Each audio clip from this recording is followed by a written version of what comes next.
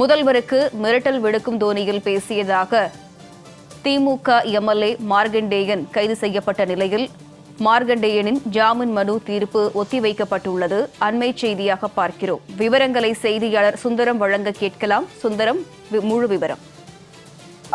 வணக்கம் காயத்ரி. அதாவது எந்த காரணம் அது பொது அமைதிக்கு பங்கம் விளைக்கும் வகையில் பேசவில்லை, உள்நோக்கத்துடன் பேசவில்லை குறித்து தூத்துக்குடி மாவட்டத்தில் கோயில்படியில் வாக்காளர்கள் நடைபெறும் அந்த கூட்டத்தில் அப்போது பேசிய திமுக விளாத்திக்குளம் தொகுதி எம்எல்ஏ மார்கண்டேயன் முதலமைச்சருக்கு மிரட்டல் விடுக்கும் தோனியில் அவதூறாகவும் அதாவது அவருடைய நண்பன் தலைமை இருக்கும் விதமாக பேசியதாக தூத்துக்குடி மாவட்ட குற்றப்பிரிவு காவல்துறையினர் அவர் மீது வழக்கு செய்து கைது செய்தனர். இவர் ஜாமீன் கோரி தாக்கல் செய்த அந்த மனுவை தூத்துக்குடி நீதிமன்றம் ஏற்கனவே தள்ளுபடி செய்தது.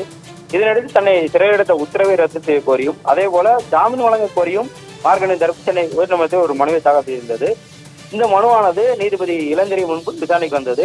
அப்போது மார்கண்டேயன் தரப்பில் ஆஜரான வழக்கறிஞர் விசாரணை காலத்தில் நோட்டீஸ் அனுப்பாமல் நேரடியாக கைது செய்யப்பட்டுள்ளதாகும்.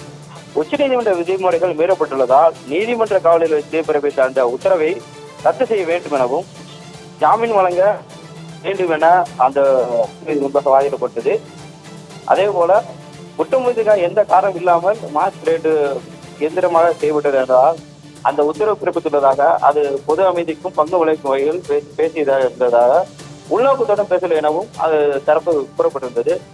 மனுதாரர் 2 முறை சேர்மனாகவும் 3 முறை சட்டமன்ற உறுப்பினராக இருந்ததா என்பது குறித்து மேலும் எதிர்கட்சி என்ற முறையிலேயே இந்த எழுப்பப்பட்டதாக குற்றம் சாட்டியிருந்தார்.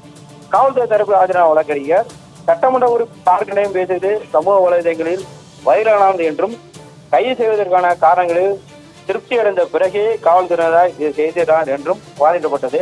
அனைத்தரப்பு வாதங்களையும் கேட்ட நீதிபதி மார்கண்டேயன் ஜாமீன் மனு மீதான தீர்ப்பை தேதி குறிப்பிடாமல் தள்ளி வைத்துள்ளார். விவரங்களை வழங்கியமைக்கு நன்றி சுந்தரம்.